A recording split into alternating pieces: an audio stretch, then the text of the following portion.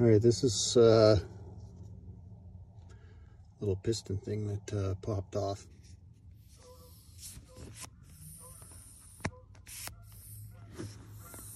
You can hear it there. It goes right in here.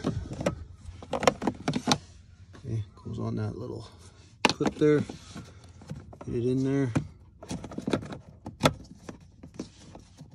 Get it snug. You can reach through here too with your other finger to manipulate it. Okay. So put that on, and then you're going to want to connect that back onto that slot right down there. All right, so this is how it'll work here.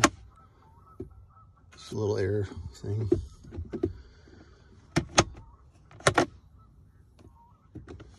That's it. Easy peasy.